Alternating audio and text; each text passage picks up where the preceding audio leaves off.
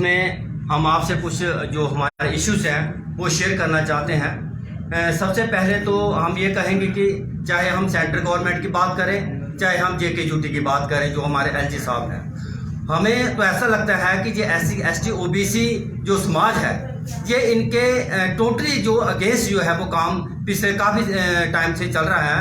हमारे जो कुछ संवैधानिक हक है, संवैधानिक हक के ऊपर इनका जो डाका है वो चाहे डायरेक्टली हो चाहे इनडायरेक्टली हो, वे पिछले काफ़ी समय से ये करते आ रहे हैं। सबसे पहले तो हम ये कहेंगे कि अगर 370 हटा है तो मंडल कमीशन लागू करने में कहाँ पे इनको दिक्कत आ रही है।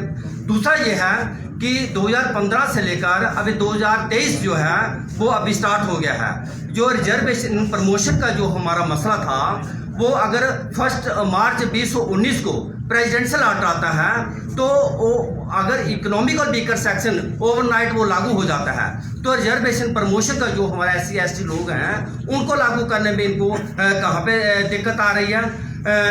जो अगर 370 हटने से जो एट्रोसिटी एक्ट जो है वो यहाँ पे लागू होता है, अभी तक वो भी हम काफ़ी टाइम से वो गवर्नमेंट तक वो बात पहुँचाते आ रहे हैं। अभी तक एट्रोसिटी एक्ट जो है वो ग्राउंड रियलिटी में अभी भी हमें कहीं नहीं मिला है। तो चौथी बात यह है कि जो पहाड़ी स्टेटस को भी ये डाइल्यूट करने की इनकी पूरी जो मंशा बनी है। तो अगर पहाड़ी बोलने वाले लोग हैं तो जो एक्चुअल में जो बेचारे हमारे ST लोग हैं उनका तो वो एकदम इनको हक जो है वो इन्होंने छीन लिया है।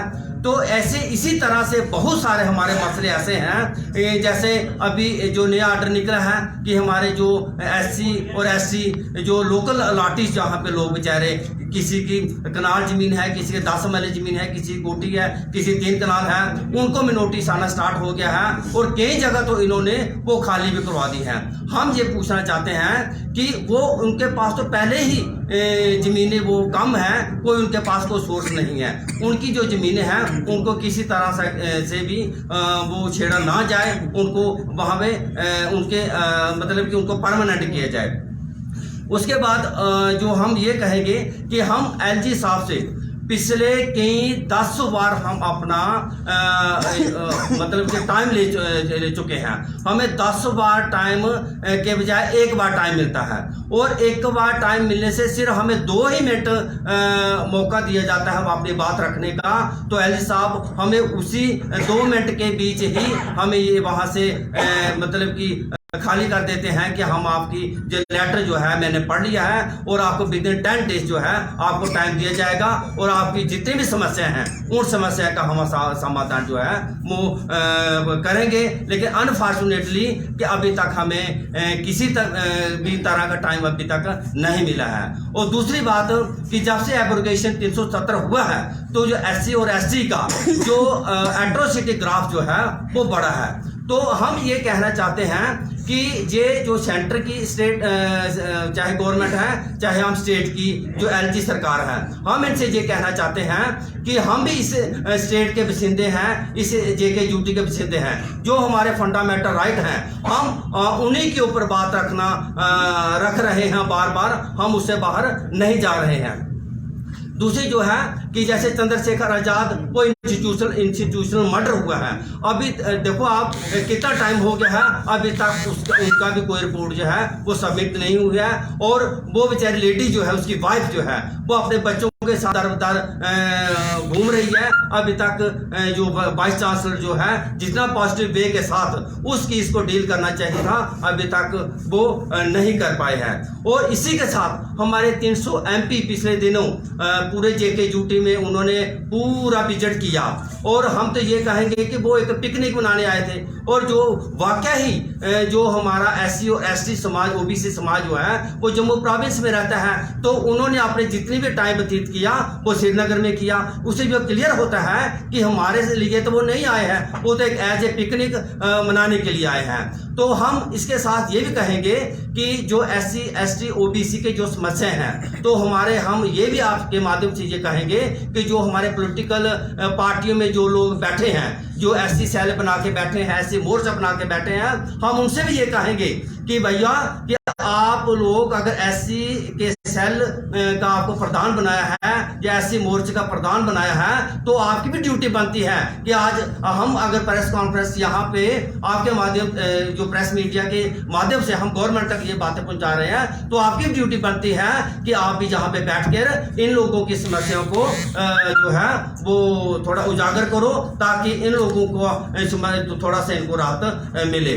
और सबसे बड़ी बात जो है कि जो अभी एससी के बीच इन्होंने कुछ एक जो बरादरी एडिशन की है और ओबीसी में 15 बरादरियां और एडिशन की है। हम ये कहना चाहते हैं कि अगर जेके ड्यूटी बनी है तो हमें 15% भी उसका हक मिलना चाहिए। अगर rest of the country 15% SC जो है वो क्लेम कर रहा है या उनको मिल रहा है तो वाई नॉट इन जे जहाँ पे 8% है तो 8% भी अभी हमें मिला। हमें 3.75 हमारा कोटा पूरा हुआ है तो हमें स्टॉक डाउन कर दिया गया है।